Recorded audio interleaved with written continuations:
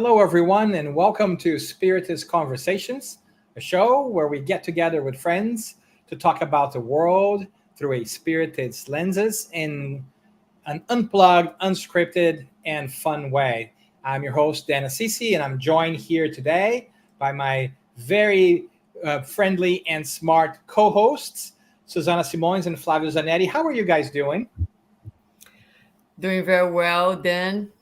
Hello to you and to Flavio. Good to be with you guys again. Doing well here too, guys. It's so great to see you both, and looking forward to yet another Spiritist Conversations. That's right. It's been a cool minute. We have not been able to get together. Lots of different scheduling issues as we gather from different parts of this great United States of America, from the West Coast to the East Coast, up and down. Just great to be here with you guys again. And today we have a good show, guys. We're going to talk about one of the topics that comes up all the time in Spiritism, especially for those who are learning Spiritism. And it's a little bit sometimes of confusing for some folks. Umbral. That does not roll out of the tip of your tongue, does it? Umbral. No. Yeah, not quite. Not quite, yeah. Not quite. Yeah, continue your excitement, Flavio. We don't want you to be all bubbly and happy here today on the show. And who are we bringing here to be with us today to talk about this, Flavio? We're bringing a very expert, so to speak, from the topic. It's a very dear friend of mine here from the great Commonwealth of Massachusetts. Mr. Melo is here with us again. Welcome, Mr. Melo. Hello, Flavio. Hello, Dan. Hello, Suzana. Glad I'm back. And hopefully we were able to find a good time for us to be together in different time zones, some of us, but all together at the same time, at the same moment. So, Mackenzie, tell us, what kind of experience do you have with Umbral? Flavio told us that you were very experienced. What does that mean? I have a few good friends at that zone, and sometimes we manage to get together. It's kind of hard to get together with all of them at the same moment, but sometimes we manage to do so. Some of them, travel far away, go to Italy. Some of them go to the UK. Most of us, stay here in the US, right, Suzana? But all of us, I see what you're doing there, sir. I see what you're doing there. Okay. But it's really great to have you here. It's been a while since you've been with us on the show, but then again, it's been a while since we've had a show too. So you fit right in. Thanks for making the time. And can I just say how exciting it is to be here with all of you guys one more time? Have a chance to be able to talk about things that speaks to our hearts and to our minds. And I know there's some viewers popping in as well from different places. Want to say hello to Paula from Indiana, for instance, that's dropping in. And so very exciting. So, but let's not wait that much, right? Because that's not our thing. We just jump into things. What is Umbral? Why don't you take a stab at it? Susanna opened up her mouth, so I think she wants to jump in. She moved. She definitely Me? or at least, Suzana, how about this? What do people think it is, and why is it important that we talk about it? Some purgatorial zone. I think that's the first association that people have when they think of Umbral, is the purgatory of Spiritism. So, won't you agree with that? That's why we have Suzana start these things. She goes right in with the big words, with the big concepts. I think is a great way of putting it. I think a lot of people say, "Oh, Umbral and Spiritism is like purgatory," right? And then I think that's a conversation that we should be had. But I think we can say that Umbral was never really used in a happy context, right? It's not like, yay, when I pass from my physical body, I am looking forward to going to Umbral, said no one ever, right? But I want to be a devil's advocate already. That's my role here, as you guys know. We always have these conversations, and I like to maybe poke holes in some of the definitions. Yes, I've heard that before, that Umbral is like a purgatory. But if I wanted to maybe double click on that, purgatory, as we, folks, from different traditions, purgatory is a place that you go that you don't really qualify for the quote unquote heaven, but you don't qualify for hell either. So you go to purgatory and you go there forever. Is Umbral the same approach? Do we go to Umbral forever? My understanding is a little different. Who wants to tackle Yes. that? Yes. Are you saying that Umbral is the bureaucratic office of the afterlife where, your process gets stuck there and you never leave? Well, Umbral, it's kind of funny that the way we think about Umbral and the way we in Spiritism talk about it, right? Because a lot of us, joke that we're going there or are going to be stationed there for a while, and then we move on. And independently, I think that where we are going to or where we might end up in, we all have, independently of religion, we all have the same kind of idea that everybody one day will be in a place where they don't like to be, but they are there because of stuff that they did in the past, of what they did in their lives. And then once we grow up and once we mature mentally, physically, spiritually, um, psychologically, we can all understand that there will be a moment in time where we will be suffering because of stuff that we did or because of something that happened to me, and then I'm there and I'm kind of stuck. And for us to get unstuck from that place, we have to actually do something to move on from that place. And despite what Flavio said, my understanding, and I'm not an expert, but my understanding was that purgatory is not an eternal thing, differently than heaven and hell.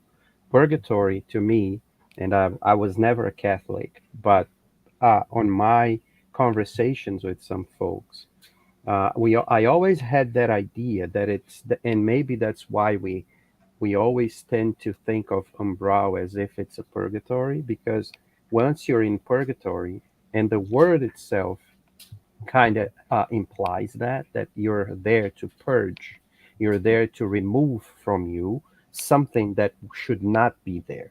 So from there, there's only one way. It's one way up. You may stay there for a very long time. Don't get me wrong, but it's not supposed to be eternal. So it's not as bad as hell, but it's not, of course, not even close to be good as heaven. Although I have to say that I have some friends that would rather stay forever in purgatory than going to heaven, to have harps and angels all around them all the time. So it's kind of talking about Umbral, we have to talk about the edges as well. Otherwise, I don't it's and maybe we'll get into the definition of the word, but the word Umbral, it actually refers to like a passage from one Yes. state to the other. So, Yeah. but I already Yeah. spoke too much. Go I ahead. know No, we're not here to. I know we're not here to talk about purgatory, but it's important to mention that purgatory was not originally in the scriptures. It was actually introduced, I believe, in the 11th century, if I'm not mistaken, as a new concept because folks were like, "Hey, I'm not good enough, but I'm not bad, either. Where do I go?" And they started questioning and challenging the clericals, from that time. That's when they quote unquote like came up with the definition of purgatory. But to your point, right, Mackenzie, it's it's not in a way something that you know we talk a lot. In Spiritism, we use a lot the definition of umbral because that's what we learn from the books that we study. I mean, I'm sure folks have read or watched the movie Nosolar, which in our home, which has a great demonstration of where Andrea Lewis stays in Umbral for 8 years until something happens. I think this is the pivotal moment, right? Do we get to leave Umbral when we get there? What makes us be able to leave if we encounter ourselves there? Oh my God, you guys are so smart. I don't even need to like do anything. Why am I in this podcast? I should just listen to you guys. Somebody had to turn the lights on, I guess. Somebody, yeah, that's my job right here. I love that you mentioned. I love that you mentioned Nosolar, which sometimes is referred to in Astral City as Astral City, the book too. Some translations will do it differently. But as a matter of fact, Flavio, I think that the first time that we see the word Umbral, as far as I know, in Spiritism, is in that book, and it was published in 1944.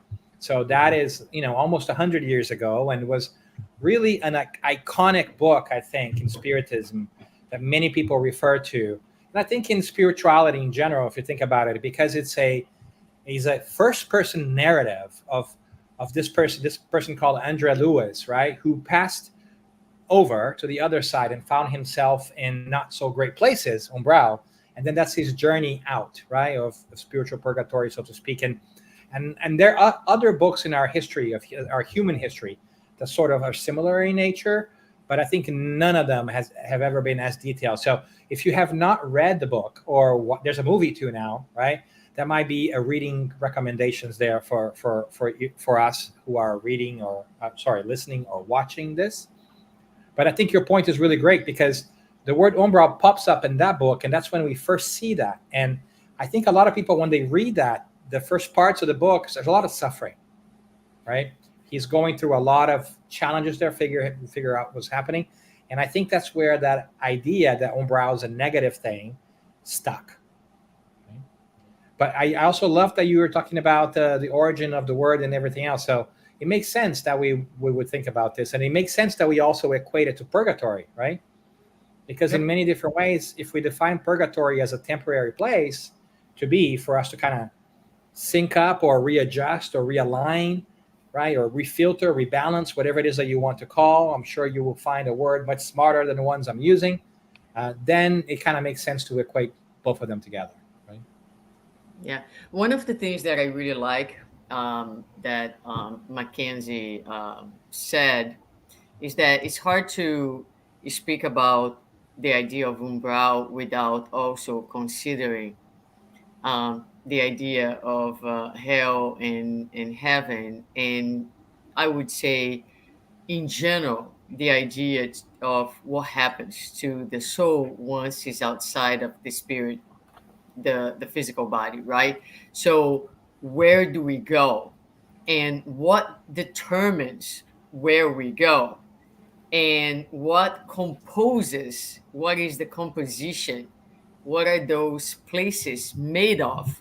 So I think there are a lot of questions that can be answered, for which we have some explanations in Spiritism. And I think that this is one of the greatest services that Spiritism does, which is to actually explain some of the laws and the life after death with a little bit more of specifics than these very general and sometimes even abstract ideas of what the afterlife is. So, I just want to put that. I can go on, but I don't want to, just keep talking. So maybe one of you want to share a little bit about what is the spiritist concept of what happens after we leave our physical body, what determines the place that we go, and what is this place made of after all.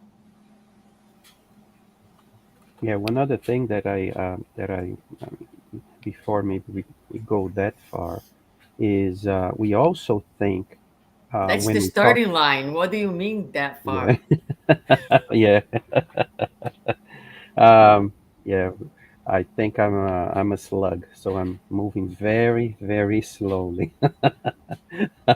So is that also because when we talk about we're going to, we talk about a place, like you just said, and Right, that's right. that's very interesting to think about, because like Dan said, and well, all of us said, when Andre Luis talks about this, he's in, or he's on, he's at a place, he's somewhere, he Mm-hmm. exists, he doesn't have his body, but he exists, and he's somewhere.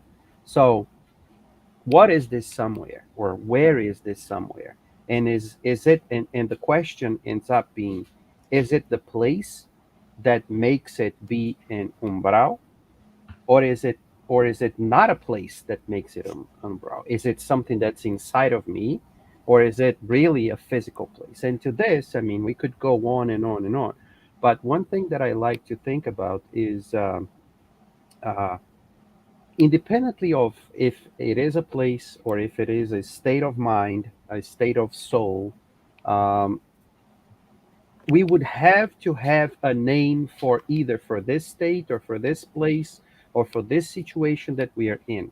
And I love when Kardec, he doesn't talk about Umbral, but I love when Kardec, at the beginning of the Spirit's book, when he talks about the word soul, right? And he says something that to me is very, very sane.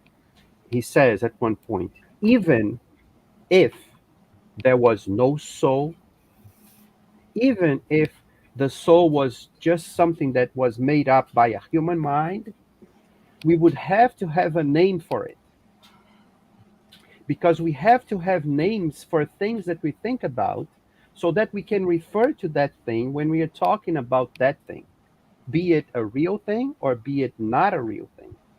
Umbral, in that sense, to me, is something it's more like this world, this word, or this concept, this idea of, for us to pedagogically or educationally talk about something that we will always, or we will not always, but we will live and we are going to live, and maybe we are living right now. So it's not necessarily a place, and we know that because even in André Luiz, when he is talking about that, and when he is kind of saved or taken from there, or rescued, as the word I think that he uses, there he says that there were other people around him that he could not see it. So they were both at the same place, but he could not see or feel the other ones because he was just in a different vibration. He was as if he was in ultraviolet, and the other person, the other spirit, was like on a visible spectrum, so we could not see it. There are waves and different types of light passing through us right now that we cannot see it. We can feel it sometimes when it's too hot, and we can feel those hot waves or cold waves, but we cannot see it. So it's kind of the same idea. So this idea of umbral, and I'm sorry, and I apologize if I'm broadening this up too much, but this idea of umbral to me is uh, it's, to me, it's not a place. To me personally, it's not a place, but it is of what we make of the place where we are. It is Mhm. what we feel where we are, although there is a place for that. But some people that are in a hospital, for example, although they might be, or they are physically in a hospital, but some of them are doctors, so they are not suffering. So being in an umbral, on the other, even if it's a place, it's not necessarily because I belong to that place, or Mhm. as if I suffered or I did something wrong to be there. No, maybe I chose to be there. Maybe I want to be there to help other people. So it's kind of a complex idea, uh, and I just wanted to throw this Yeah, all to you. I love that. And I would actually say that, the way I look at it, it's not dissimilar at all. And I think it's sort of both for me. It's a state of mind and a region. And to go back to, I think, what Suzana was teeing us up for, which is really great too, is, from our perspective, we know that we have this essence of who we are, which we call our spirit. And we all know this is one certainty in life, right? Benjamin Franklin, death and taxes. This body will fail and falter at one point in time, and I will die, right? It's sometimes unfortunate for us to think about this. It causes people consternation. They get worried about it, but it's one certainty that we do have, and we don't talk that often about it, right? And in that moment, religions in general have also promised us that there is an afterlife, but nobody has really been able to fully assert and say, hey, this is what's going to happen to you. And I think that's really a great value of Spiritism, that we dive a little bit into that space, because we actually can tell you a little bit of what's going to happen to you, because we, with the learning mediumship, as we have done, and this is kind of the origin of Spiritism, we have actually been gathering reports from people on the other side, and so they're actually telling us firsthand, such as Andre Luis in this book, right, what it could look like. And we have learned a couple of things, and one of those things is that our mental attitude, our worldview, our experiences, the way we see and think the world are important, and that carries with us when we pass to the other side. We may leave the physical body. I may not look the same, and I hope I don't. But when I get there, what I have done and how I think will not be dissimilar. And, because there's a law of attraction, like attracts like, I will likely be gravitated or hang out with people who are just like me, because that's what happens, right? And in this particular case, if my worldviews, if my attitudes and habits are not as healthy, or if they're really materialistic, I will be attracted to people that are on the same scale. And if I'm not aware, for instance, that I have passed away, or that I even believe in spirituality, which is quite common, I might be attracted to regions with other people that think the same way, and that might be difficult, right? And so I do think that it is a mental state of mind in which the way I think will dictate, like, if I'm happy or not. But because I think a certain way in the spirit realm, without a physical body, the law of attraction will work even in a greater fashion, and will bring people together, and they will create these regions, these locales, where spirits that are happy or not so happy hang out. Now, having said that, I think that there's not just one place where we could say, oh, that's a purgatorio or whatever it is on, right? And it's obviously not forever, because where's the justice in that, right? We can improve. And what I think is really cool too. Yeah, go ahead. No, in the law of progress. So where is justice in the law of progress? So Yeah. we are always progressing. So no, I was what you're saying. I didn't mean to interrupt you. Sorry. Oh, no, not at all. Please do. That's what we do best, right? And so I think that your point, Mackenzie, is really great, because we need to look at it as a state of mind and a place. If we think it of just a place, it almost sends a message that we have very little control over it, or there is just a geographic scape. I'm just going to walk far enough and get out of there, right? Or I'm going to wait for somebody to do something. It's definitely something that is within our ability to do. Now, at the same time, I think what you're saying was really cool, Mackenzie, because there is a certain relativity to Umbral, right? Because it could be that what is Umbral for you is heaven to me, right? I can have such a perspective or life or behavior in this world that is so unhealthy, that hurts me spiritually speaking, that when I go to the other side, what you think is struggling is a blessing for me, right? Because you are so far higher or more developed than I am, that what will be really difficult and unpleasant for you might be like something that's really incredible for me, right? So there is this degree of relativity that's important for us to consider, and know that there is not just one. That's why I think that the concept of heaven and hell are so, I don't want to use the word antiquated, because I think that would be like belittling it, but like so inapt, right? Mm-hmm. Because we evolve, and also limiting. Yeah, I think limiting. you guys are touching on something very important, because I also believe that Umbral is not like a physical place, 1, 2, 3, Main Street, whatever. I mean, that's not a physical location per se, but it's not only a materialization, it's not only a creation of our minds that connect us with other spirits, right? I mean, I think it's a combination of the two. It is a temporary space or temporary place, as we learned from the book Non Solar, because there are, as we call these spiritual colonies that we and see. others, for right? example, And other, sorry, Flavio, and other books too, right? Not just other books. Yeah, I was going to get there. So in other books, but this was the first time we hear or we learn this concept. And also, to Mackenzie's point, I personally believe it's a mistake to believe that only spirits of a lower, development ended up going to Umbral. I mean, as we learned from the book, Andrew Lewis ended up going there. You guys remember, right? Because of his self-destructive behaviors. He was even called suicidal by many, many spirits when he was there. He had addictions. Thanks to his addictions, when he gets there, right? And he's asking himself, why are these folks calling me suicidal? I didn't kill myself. Why is that happening? That's a lot of folks that read the book without paying attention get confused from that passage, because why are they calling me suicidal? I'm not. You don't really take my life, but the fact that he didn't really take care of this instrument that God gives us, our bodies, actually ended up putting him there. Well, So, can I add some things? I agree. I agree with you guys in the sense that it's both. That's how I think of it.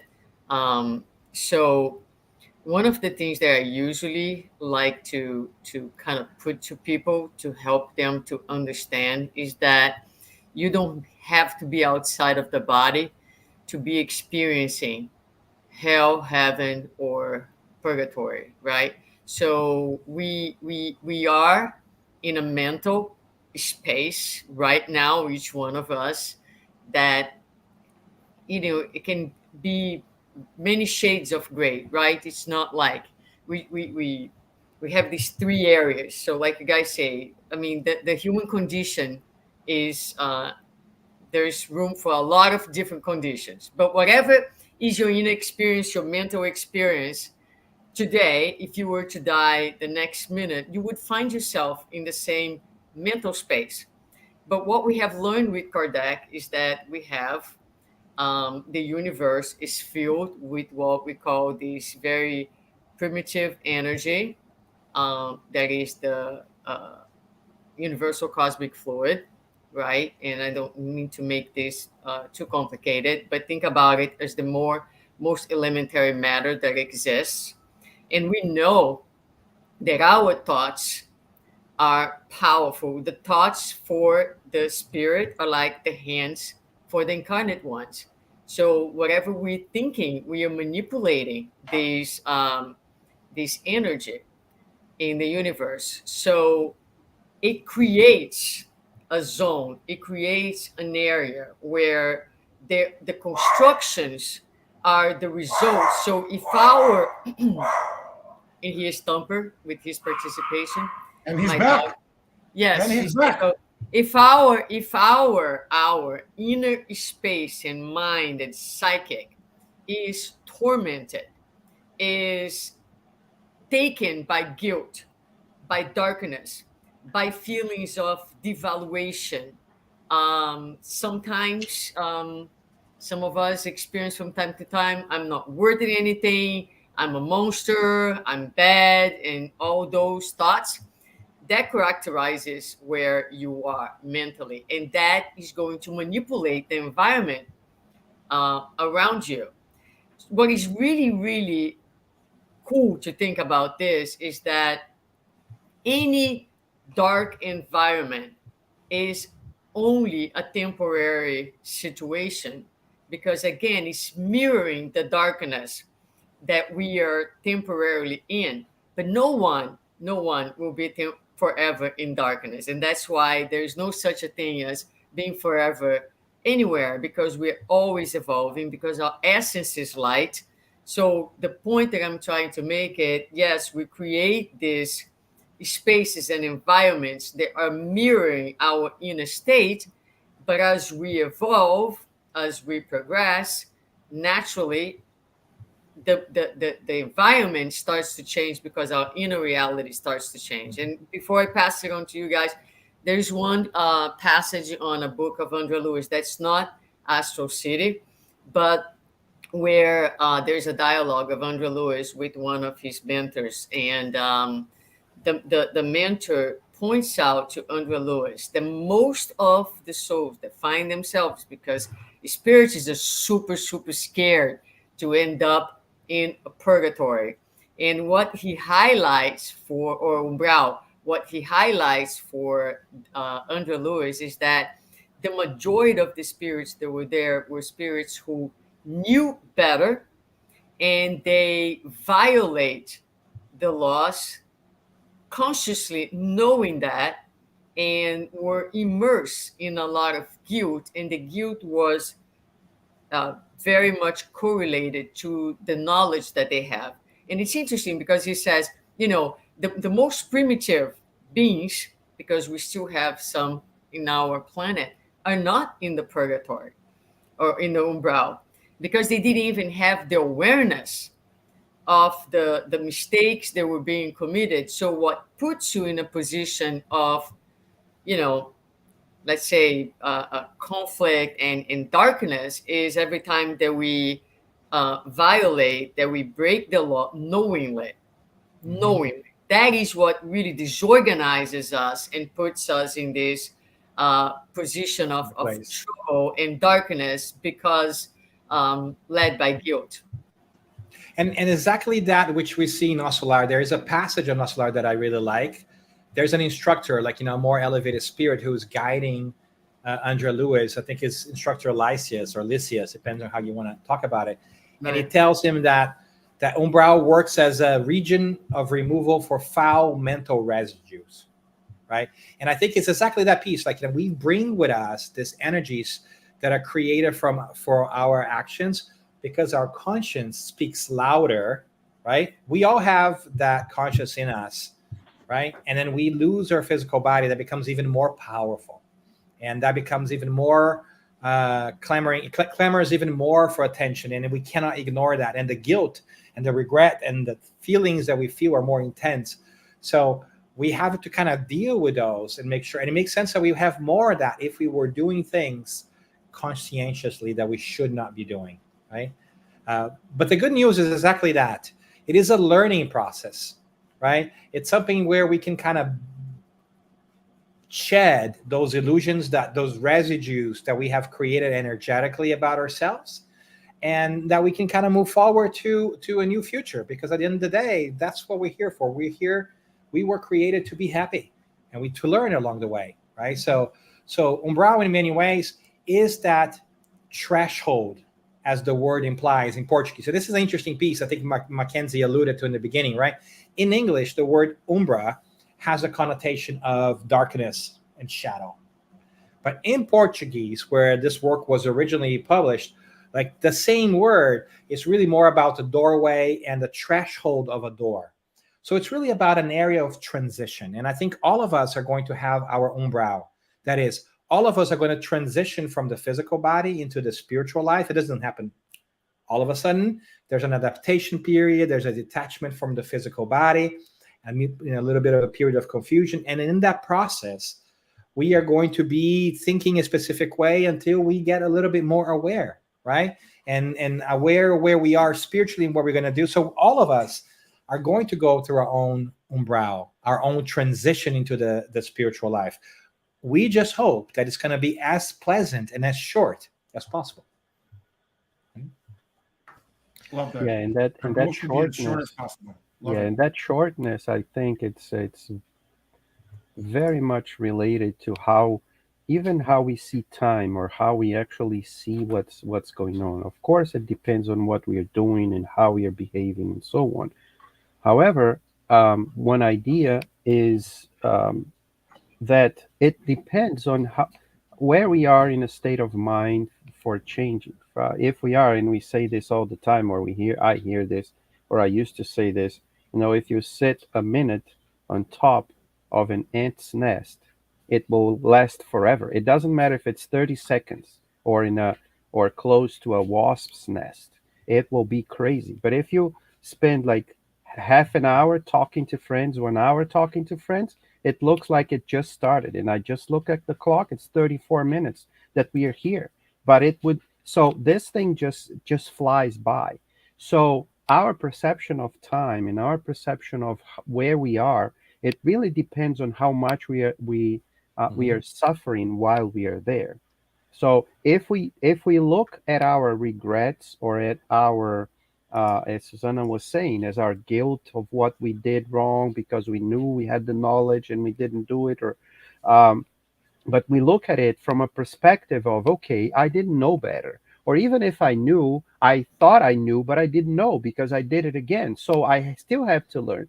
But if I if I start looking from this perspective, it will take me out of there much quicker, even if I'm guilty, even if I really did something wrong. Why? Because now I'm telling myself, oh, now I have to get ready to redo it. I have to get ready to do it again, but do it correctly the next time. So it is more of a I want to get out of here.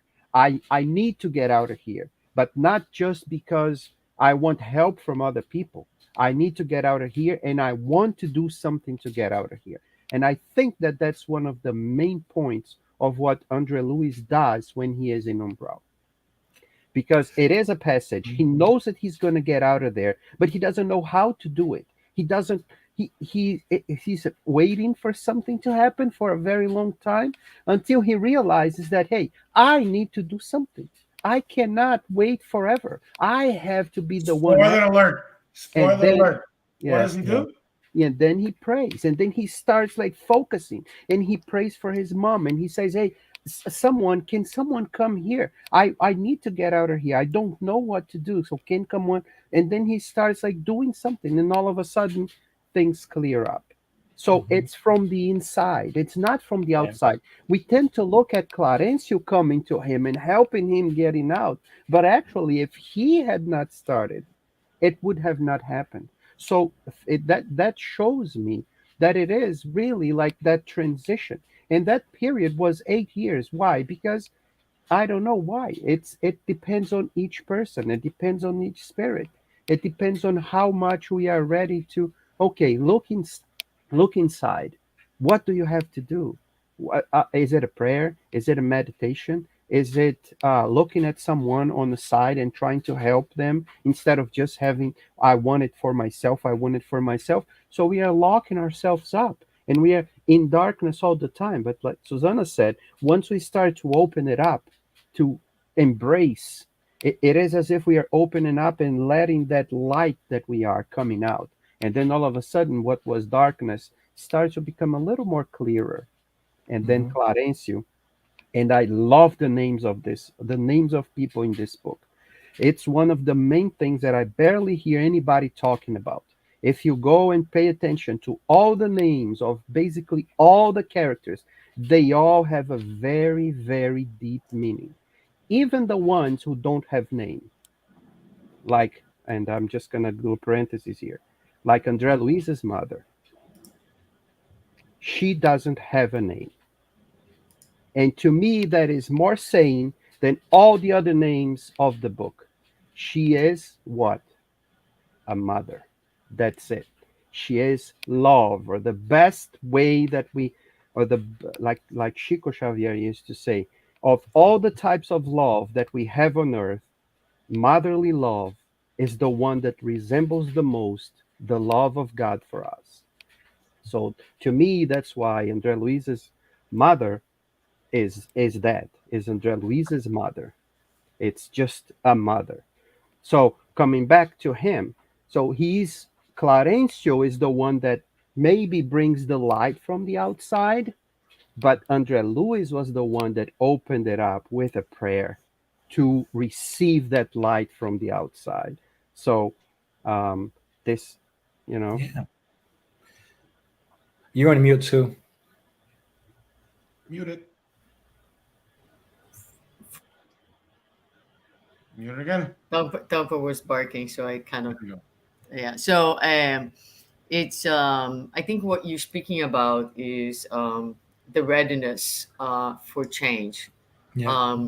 So sometimes, and this is for all of us, we say, I want something different for myself, or I want a different life, or I want a different situation, and yet we we say it and we want it at a level, but not enough, not deep enough to actually be able to transition to the new experience. We want it So to be a lot done of for us, right? a We want lot it a to be lot of done for times, us. yes, a lot of times people will say, I want, but I can't, and I don't understand why. Because I want, yes, you want, your want is real, It's just not solid. It's just not stronger or deeper than whatever is holding you behind.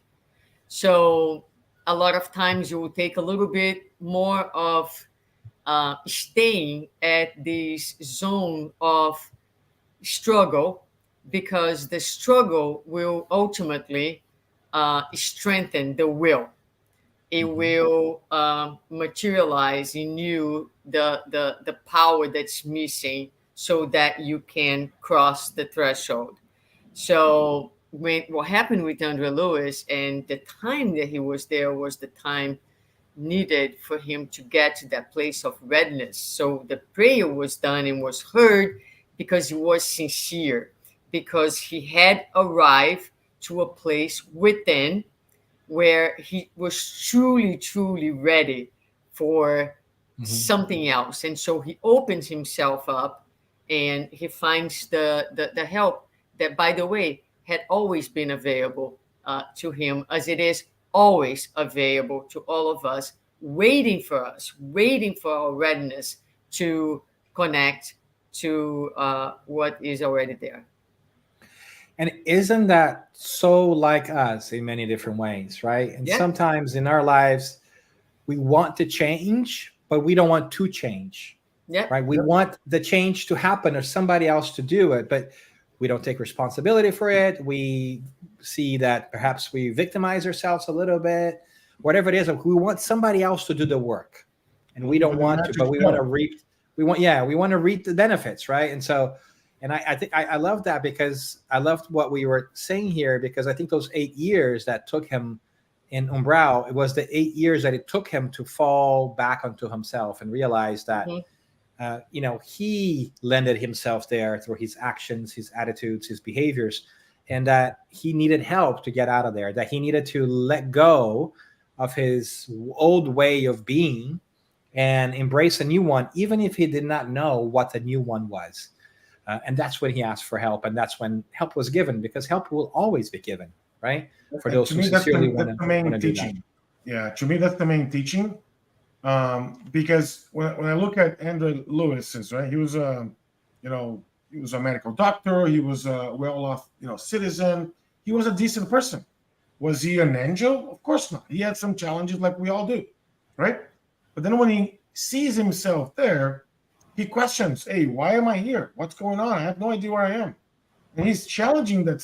He's challenged with that situation, but he's also challenging himself. Why am I here?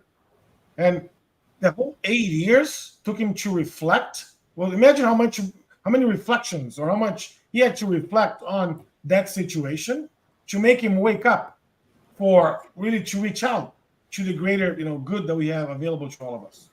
I think this is the learning opportunity that we all have in front of us, that we have assistance, in our reach. We have a way to get help. No matter where we are, how difficult the situation is, there's always help available from us, even if we don't see it, if we don't feel it. Right? To me, that's the biggest teaching that I saw, or that I took from that episode of the book. And then, we shouldn't really have to do the same. I mean, the way I look at it is, if I look at Andre Lewis's footsteps, we don't have to follow the same footsteps, because we already know the outcome.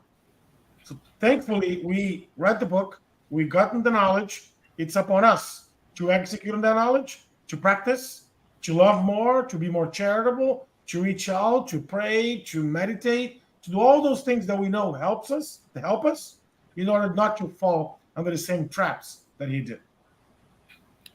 And just to really be a better human being at the end of the day. Yep. Right. And what I find interesting is that we see that happening. It doesn't matter. Almost it doesn't matter what series, what TV we watch, what movie we watch. We always see the same type of thing happening. We see a person that's struggling with something. If we talk about the hero's journey, like in so many movies, he is reluctant. He wants something to change, but he doesn't know, or she doesn't know what to do. Lots of friends and lots of people are telling them what they need to do. Oh, you have to go on, you have to do this, you have to. And then he fights back. He doesn't know what to do. And then all of a sudden, whatever reason it is, it wakes up and it says, yes, I have the power. I am capable. I can do it. It's possible for me to do it. And then, like Suzana said, there's this threshold that we tend to look at it, and we, for whatever reason, we don't like to cross it. Maybe because we know it's going to have a lot, we're going to have a lot of work to do. We're going to have a lot of stuff to do. We're going to need to change so much. But when it comes, and then when we change, then we say, okay, that was hard, but it was not as hard as I thought. And why? Because I already walked up to it. So we already did a lot of work walking up to it, and then we are able to do it. So it took Andre Luis 8 years. It might take us, some people might stay there for 2 minutes, for 1 minute. Some people might not even be there anymore, don't stay there, because their mind, our spirit, the process of how we look at things is completely different. Then we will arrive and look around and say, oh, I'm here. Oh, I shouldn't be here. I don't need to be here. So you just keep walking. But some people walk and then say, where am I? Who am I? And that's the other big question. Who am I? Andre Luis didn't know who he was, and probably that's why he didn't know he was a suicidal. He didn't know that he was hurting himself by doing whatever he was doing. And he had that guilt in some way because he knew it, but he didn't know it. He knew it physically, he knew it because he was a doctor, but maybe he didn't want to accept it. And then that's where, even though we are not conscious of it, we know, and we have that unconscious thing that talks and speaks to what Suzana was saying before, that what we build around ourselves, like our thoughts is our hands, right? Our hands, and we build the world around us. And it's not only the conscious thoughts that build the world around us, because when we die, I don't think about my glasses. I don't think daily about my clothes. I don't think at all the time about my beard. But when I die, I'm pretty sure that when I die, I will see myself in glasses, in beard, and with a big belly. That's how Speak because for yourself, sir. Speak for yourself.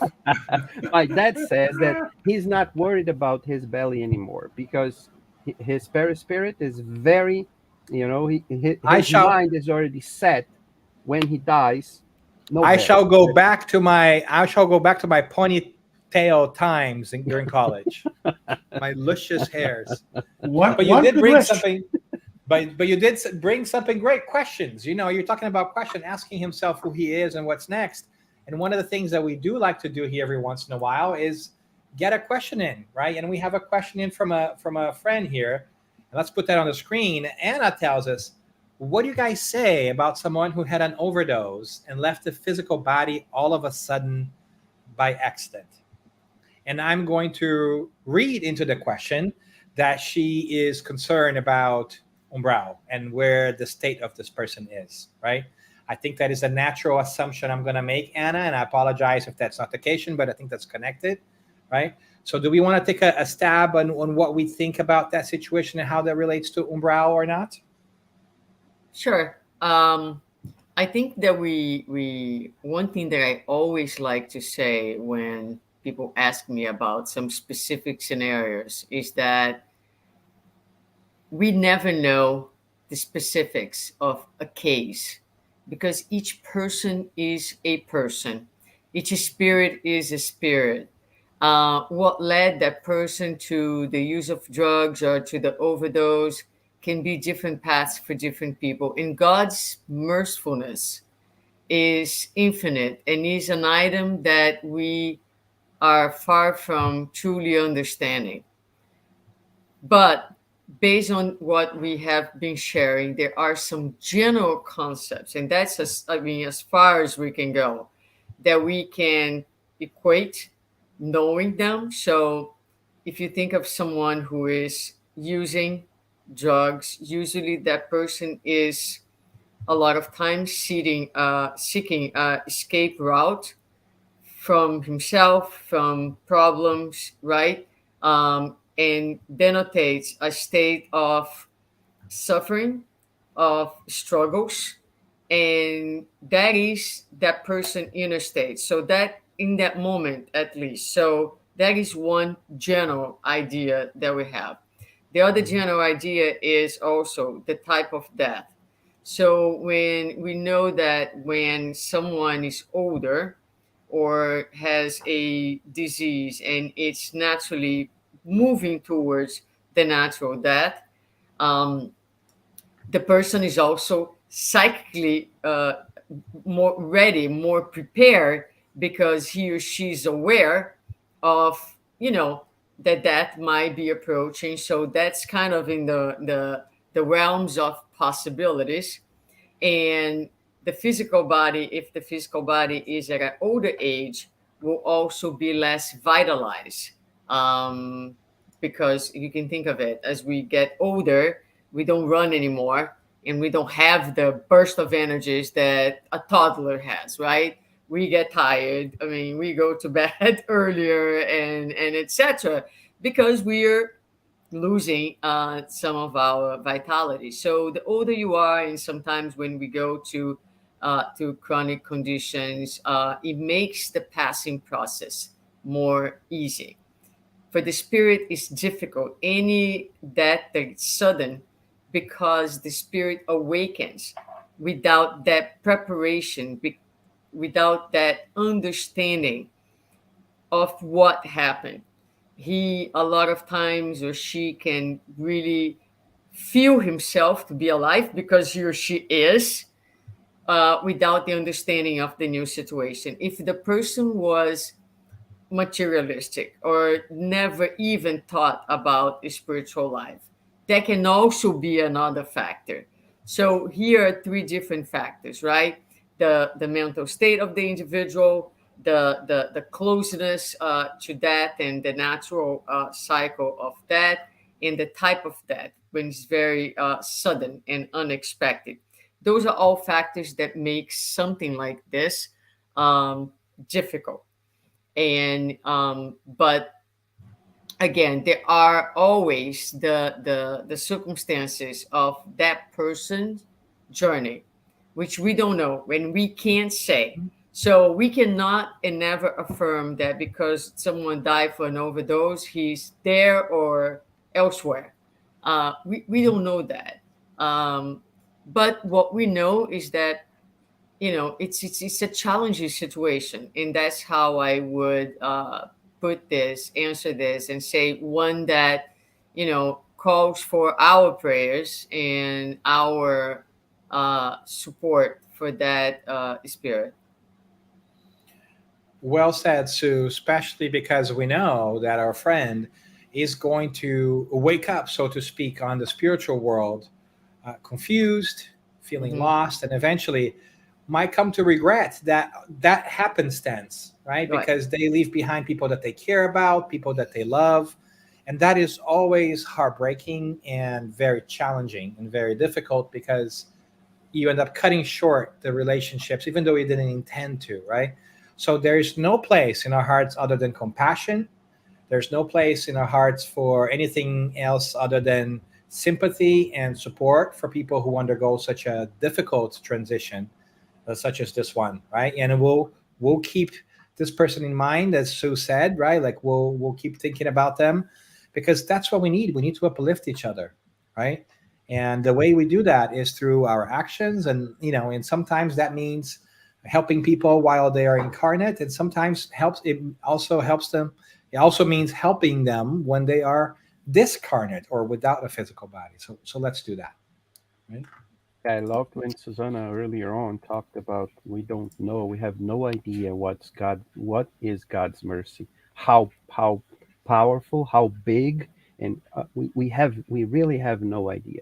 So just to take that into this the answer of the question that was proposed to us is I'll go back once again to No Solar and to the same situation with Andre Luis where he says someone tells him, maybe Lysias, maybe Clarencio, one of the nurses, he says, "Oh, You know, you helped a lot of people while you were incarnated.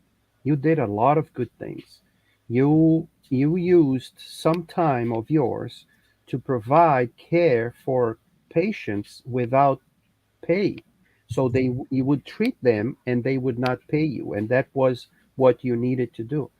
And you have no idea how powerful the prayers of those ones were to you, and those prayers helped in your recovery, and those prayers are why you're here. So one of the reasons why you're here. So of course it's in a different way they say and they mention that, but the idea, the general idea is that.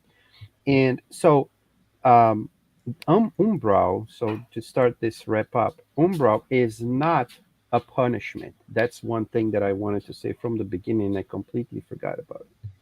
Umbral is not punishment, because despite everything I said about purgatory, right? The idea of heaven, hell, and purgatory is not the idea of a just God or a loving God. Is the idea of a God that punishes. What umbral is, and what the hell umbral is, or the hell purgatory idea is not of a vengeful or a angry God. It's the idea of he lets our destiny in our hands. He lets our life in our hands. Therefore, we are responsible either for our fall or for our uplift. So, if we are stuck for however long the time is in a situation that's bad, we should not, and we should understand that God is trying his best with everything that he has around us to take us from where we are. And if we keep there, if we are staying there, is because we still want to be there. And this want is not necessarily a conscious want. It's not necessarily, oh, because I want or I like it. No, it's because I still didn't grow up enough. I still didn't cross that threshold of really I need and I want and I'm gonna change and I'm gonna do something. So umbral is not a punishment. Is a consequence of what we are and of our desire to grow. And we make mistakes and we fall and we raise and we keep going. Wow, so much I learned from you guys. That is awesome. However, our time is running out.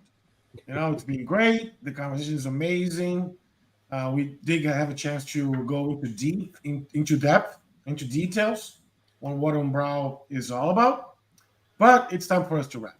Unfortunately, you know, it's been great, but it's really time for us to wrap.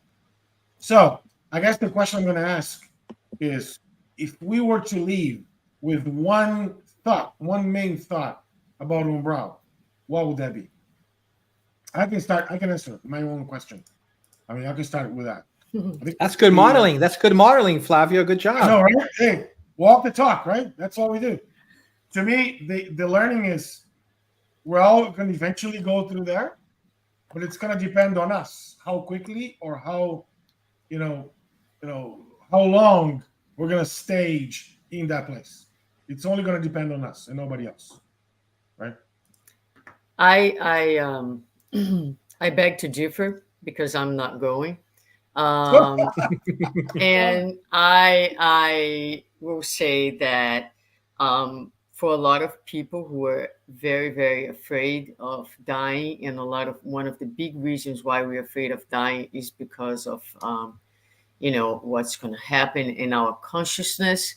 Um, God does not expect perfection from us. That's unrealistic expectation for us to have of ourselves. So, what puts us in a dark place is not our humanity, it's our resistance to change. It is our unwillingness to open to learn. It's not your faults that will put you in a difficult position. Is your unwillingness or when you give up. and you don't want to get up anymore, or when you choose to walk backwards and do not accept the flow of life. So it is resistance and rebelliousness in the sense of like, life is showing you the way and you choosing to go against the flow. So do not fear umbral or whatever it is that you want to call this afterlife situation, by focusing on the present moment and just going through your life with all your humanity, with your mistakes, with your errors, learning from them, and getting to the end of each day, putting your head on your pillow and saying, today wasn't perfect, but I did give my best, and tomorrow is a new day. I'm going to start again. I'm going to try to do a little better, because if you live your life like this, that's where you are with your mind. And at the end of each day, you are in peace with yourself. Be sure, my friend, that you will be in a good place. Love it. Thank you, Sue. What about you, Mac? What do you think? What's one thing that is gonna leave with you after today's? So I'm gonna say the same thing that Suzana said in a different way. Don't wait. We have to do it. That's the thing. We have to do it. Sometimes we look at the difficulties and we wait for others to change. We wait for and when I thought of this, I remembered a song that I like, and I'm just gonna read a few passages of it. And the words, the title of the song is "Waiting on the World to Change." And he says that, it's hard to beat the system when we're standing at a distance. So we keep waiting. We wait on the world to change. So it's kind of a punch, because he makes me think, okay, am I thinking like this? Am I waiting on the world to change? Because if I'm waiting on the world to change, I'm one that's not changing the world. So I need to be on the other side. I need to be someone who wants the world to change and who needs to do something. So if I want my world to change where I am and not go, even if I'm there, I have to change. I cannot wait. I have to do it, and I have to start it yesterday. And hopefully I did. If not, there's today. If not, there's tomorrow. But don't wait. Let's do it. There's always time. Yep. Let's not wait.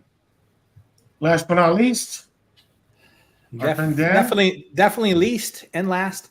There isn't much more to say. I think you guys said it so eloquently. I think that what I take away from today is that there is a call to action for the here and now, for me to try to live my life in such a way that I'm able to change my values, my attitudes, and my behaviors to that which I think I would want myself to be, so that when I pass from this physical world, which will happen 10 years, 20 years, 30 years, who knows, but it will happen, that my transition is as smooth as possible, because I am thinking as much spiritually as I am paying attention to the material world. And that's a really tall order for me, and I have tons of work to do on that end. But I think that's the moment, right? That's the call of the moment. And that's why these conversations are so great. These opportunities for us to be able to spend some time, right, thinking about things that are really important to the spirit and to the soul, and to help us in some way, shape, or form reprioritize which is important to us in our lives, double down on the things that we carry with us beyond one lifetime, leave behind the things that will not be useful when we are on the other side of things, right? And so I think that's what I hear. And I think that's why I'm so thankful and so grateful to have a chance to talk with you guys here. Thanks for doing this, guys. It's really great. Thank you, everyone. Thank you, everyone. And we thank everybody who is listening as well. We remind them that the Spiritist Conversations are available on YouTube or any other podcast platform. Say that twice fast. Podcast platform of your liking, and you can always go back and listen to old episodes, or you can also drop us a line via social media and suggest topics for a new Spiritist Conversations. And we hope to hear from you and to talk with you soon. So thanks for listening, everyone.